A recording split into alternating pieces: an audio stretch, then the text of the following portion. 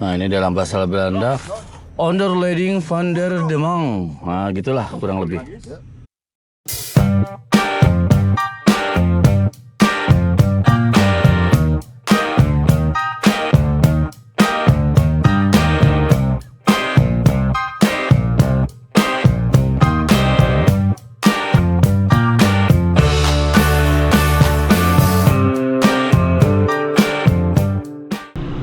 Bismillahirrahmanirrahim. Assalamualaikum, selamat pagi rekan-rekan Geurban dan rekan-rekan yang suka nongkrongin channel Layawus. Kita mulai masuk ke Jalan Cisalada di daerah Jatinangor, akan melihat jembatan tua di sini, jembatan kereta api tua. Dan ini perkampungan yang ada di sebelah kampus Unpad Jatinangor.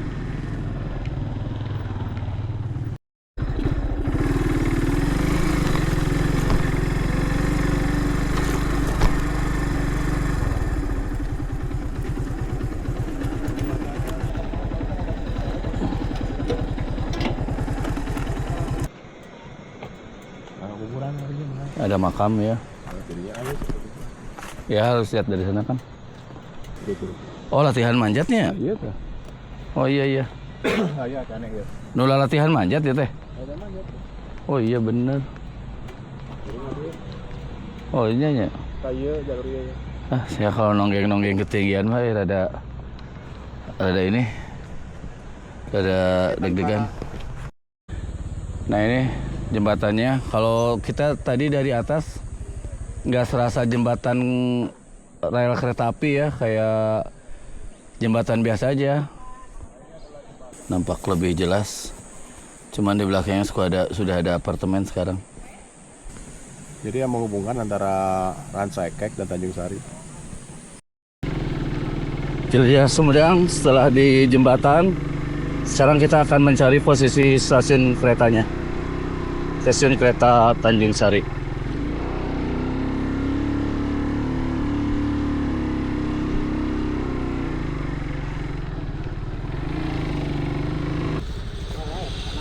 Oh, Cayuna namina pami ka ditu stasiun Jatinangor.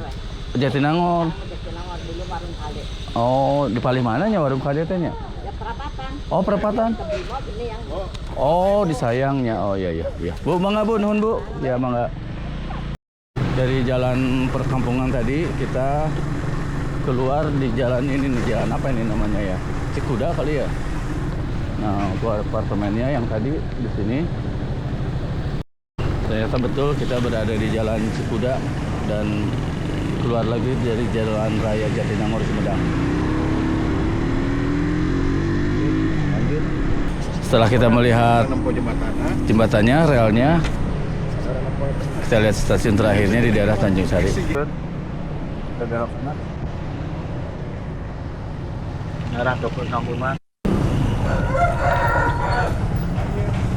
Oh, stasiun apa? Boy, di dia pemutaran kereta api teh ya gitu tah, model juga balong ya gitu tah kereta api teh. paling dinya kan dinya. Ayanya. Masih ayah kan ya Bu? Atau ayah. Katutupan. Kalau kan kereta api dikitukeun, dikitukeun. Atau ayah. Ini di tahun 78 ya. Di situ ya Bu? Oh. Stasiunnya ieu punya. Itu stasiun Tanjung Sari Bu? Dari jembatan. Melewati Jatinangor, kemudian finish di Tanjung Sari. Pendek sebetulnya ya jalurnya ya? Jalur pendek. Nah, kenapa Belanda membuat jalur ini diantaranya? Ini untuk mengangkut hasil bumi, karena kan perkebunan semua. Ada karet, ada kopi, segala langsung di sana. Jadi ini jalurnya pengangkutan dari Tanjung Sari, dibawa ke Rancaikek, kemudian langsung dibawa ke Bandung langsung dibawa ke Jakarta. Jadi itu ya kepentingannya, membangun jalur kereta api sependek itu. 1890 ya? 18 ini muda ke 1912 itu. Jadi dari dulu transportasi terbaik itu kereta api ya. Sekarang itu harusnya transportasi umum itu diperbaiki, karena dari dulu transportasi umum jadi perhatian. Sana kan ke arah utara sama terus. Nanti kita ke sana lihat jembatan. Oh, ada jembatan lagi ya? Dulu itu karena inilah posisi terakhirnya kereta api berhenti di daerah stasiun Tanjung Sari, ya daerah Tanjung Sari di Pasar Lama Desa Tanjung Sari, Kecamatan Tanjung Sari. Jadi ketika kereta api sudah berhenti di sini, kemudian harus berbalik ya, Betul. putar ya. Nah di sebelah sana itu ada tempat pemutaran gerbongnya, cuma sekarang sudah tidak ada. Jadi keterangan dari warga tahun 70-an itu sudah dicabut dan sudah hilang. Jadi itu menarik kalau masih ada. Jadi menandakan bahwa itu kereta api kalau akan berbalik menuju ke arah berlawanan, menuju ke arah barat, diputar Kang. Ada putarannya. Diputar begini, ada putaran. Kayak di stasiun Bandung ya. Ya zaman dulu begitu. Nah, sekarang jadi Kober BPPJSN 45.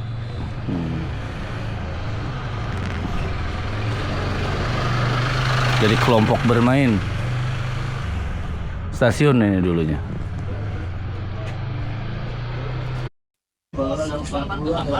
Tahun 90-an saya masih bisa melihat rel keretanya ini kan. Perasaan mah. Ini jembatannya ya. Pak, benar. Dan Pak. Jalur kereta teh iya banyak kamu aja.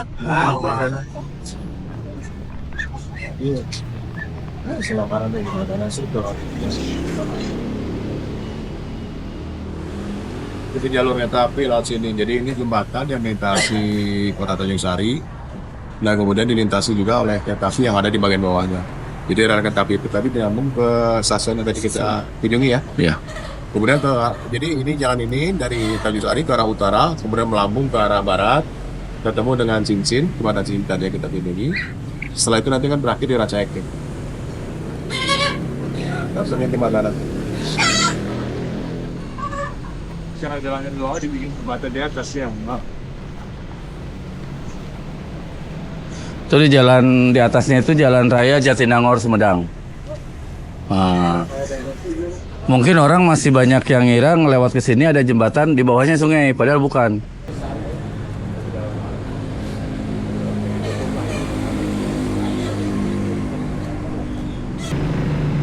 Bang Nun.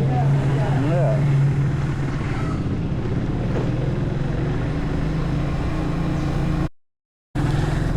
Sudah tertutup 100% rel keretanya, nggak ada yang kelihatan sedikit pun yang nongol. Amel, halus mental.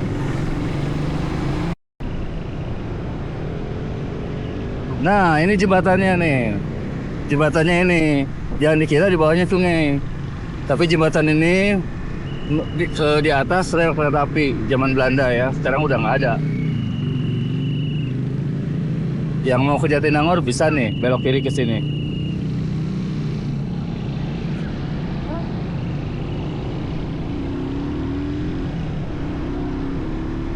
Selamat datang di Kota Kecamatan Tanjung Sari, Sumedang.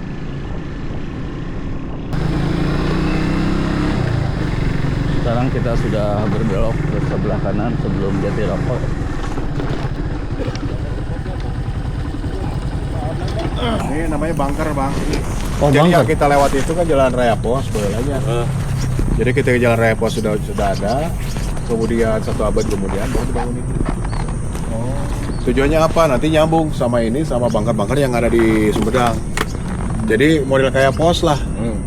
Jadi kalau misalnya pergerakan musuh ke dia ditahan gitu. Tapi bentuknya bukan benteng. Ini Belanda apa? Belanda ya. Oh, Belanda ya. Untuk bunker Belanda ya. Bunker Belanda 18-12an lah palingnya. Coba kita lihat dari dekat bunkernya.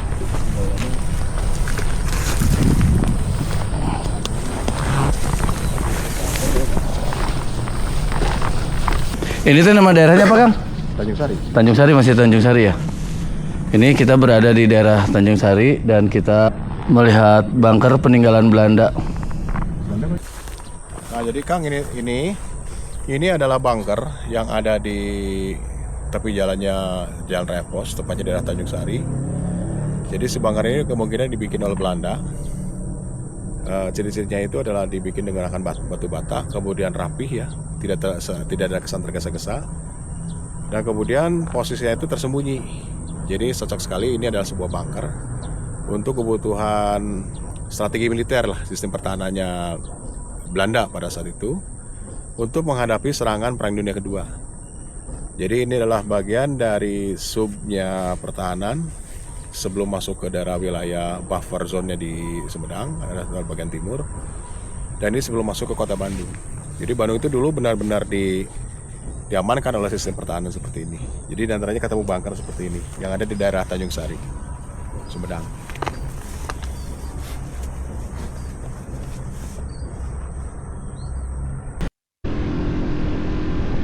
Di gerbang tol Pamulihan kita masih lanjut terus.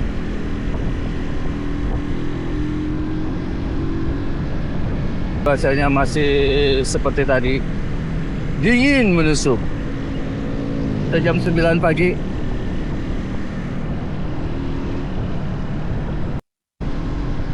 Buat yang suka oleh-oleh ubi Cilembu, nah daerah sini nih.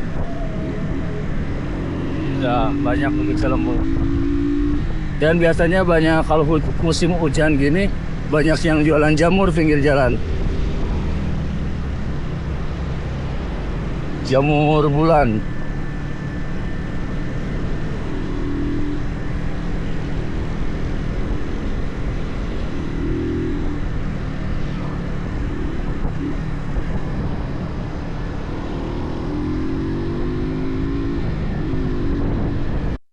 Dan sekarang kita berada di daerah Cadas Pangeran.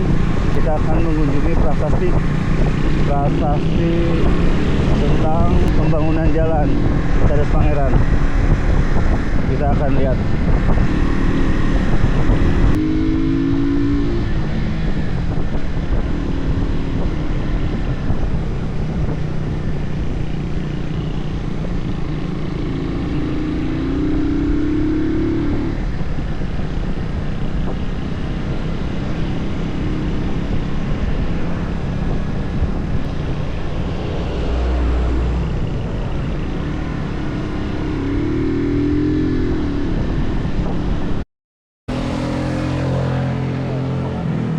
Nah ini teman-teman semuanya, ini yang sebelah kiri saya ini adalah dua patung yang memang dibangun tahun berapa ya? Mungkin tahun 80-an ya, mungkin lebih tua lagi, tahun 70-an. Jadi patung ini menggambarkan atau melambangkan pertemuan dua penguasa ya, satu penguasa Sumedang, Kabupaten Sumedang saat itu, dan satu lagi penguasa Hindia Belanda. Jadi kalau ditafsirkan, ini dua orang ini, kita sambil jalan ke arah sana kan? Jadi ini yang sebelah kanan saya ini adalah Pangeran Kornel Purnatakesuma. Dia adalah Bupati Sumedang pada saat itu, pada saat pembangunan jalan dinas itu mulai diusahakan. Jadi inilah kejadian barangkali sekitar 1811 atau menjelang ke 1812. Jadi saat jalan ini sudah mulai dibikin, ya antara menghubungkan antara tadi Parakan Muncang, ya, yang berubah bergeser ke Tanjung Sari, kemudian nanti akan terus berlanjut sampai ke Sumedang. Jadi ini adalah jalur yang paling sulit untuk dikerjakan dan ditembus dalam segmen pembuatan jalan raya pos antara Anyer sampai Panarukan. Jadi segmen ini adalah segmen dari mulai Tanjung Sari sampai ke Sumedang. Nah kembali ke patung ini kan.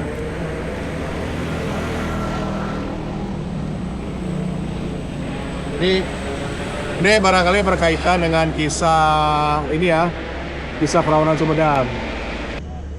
Oh, rupanya ini dibikin tahun 2011 pada saat Bupati Don Purdono. Jadi di sebelah kanan saya ini adalah Pangeran Kornel, dan sebelah kiri ini adalah Dandes, ya.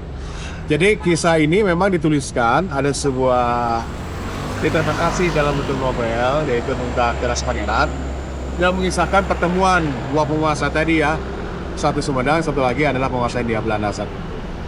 Jadi yang menarik adalah posisi gestur tubuh.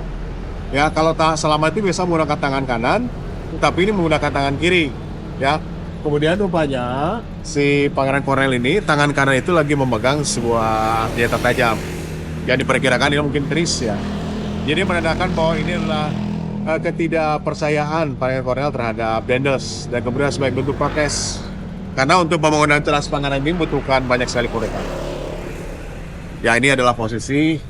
Ini ada beberapa menganggap ini memang nyata terjadi, tetapi juga ada menganggap tidak terjadi sama sekali. Ini adalah Cadas Pangeran di daerah Menuju ke arah selatan. Jadi yang jalur yang dibikin Dendels itu yang ini, bukan yang bawah Kang ya? Nah, nanti kita cerita di atasnya. Oh iya iya iya. Nah, ini Saya menarik nih. ada yang bagian bawah sama bagian atas. Kita Oh. cek. Ya, jalan yang pertama kali yang diusahakan oleh Dendels itu apakah yang di bawah atau di atas? Ada buktinya di atas. Nah ya? itu. Selama ini saya tahunya yang bawah nih, Nah, jalan ada Dendels buktinya itu. di atas. Oke bagus bagus. Mana yang kiri atau yang kanan? Di atas. Lokasinya kalau pengen lihat patungnya kita harus ambil arah kiri ya, dari arah Bandung. Bisa lihat. Sebetulnya patungnya ini udah ada, tapi ini renovasi 2012 itu. Bupati Don Murdono itu cuman merenovasi aja. Patungnya dari saya kecil udah ada kalau nggak salah.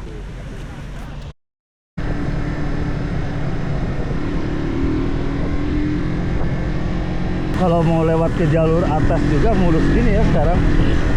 Dulu masih dalam tahap pembangunan saya lewat ini. Nah sekarang udah jadi jalannya mulus. Tapi ini jangan salah loh. Ini jalannya satu arah ya. Untuk arah dari Bandung ke Sumedang. Kalau dari Sumedang ke Bandung ini forbidden. Jangan sampai yang dari Sumedang masuk ke sini. Ini satu arah jalannya.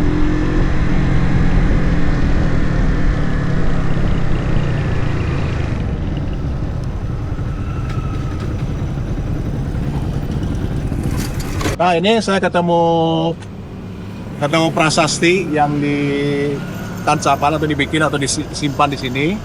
Jadi menandakan bahwa jalur ini yang bagian atas dari jalurnya Cadas Pangeran ini ada jalur yang pertama dibuka dalam kegiatan pembangunan jalan repos yang menghubungkan antara Anyer dan Panarukan.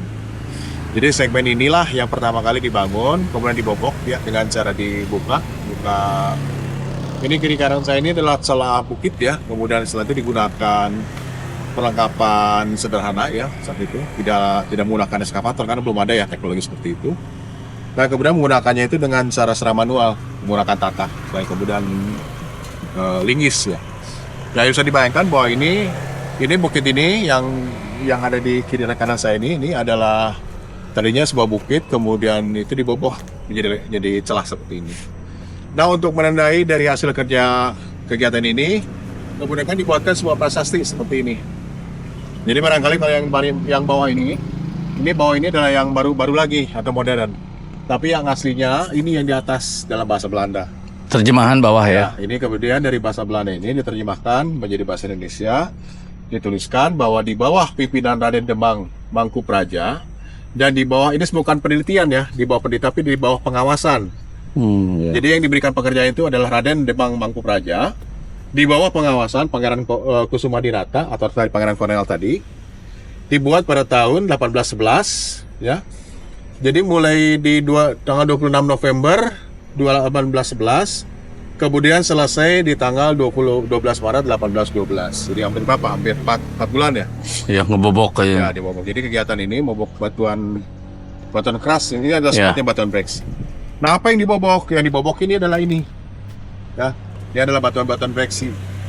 Batuan breksi ini adalah batuan dari hasil kegiatan gunung api, entah itu ketika gunung api meletus, material itu kemudian turun ke bawah dengan mekanismenya itu adalah dengan disebutnya laharik. Nah, kemudian dengan ukuran-ukuran yang beragam, kemudian masuk ke celah di sini, mengendap, kemudian menjadi batu seperti ini. Nah, ini yang dibobok. Jadi bisa dibayangkan, ini batuan keras, batuan vulkanik dibobok dengan cara menggunakan secara manual yang ada di Cadas Pangeran. Dan lah.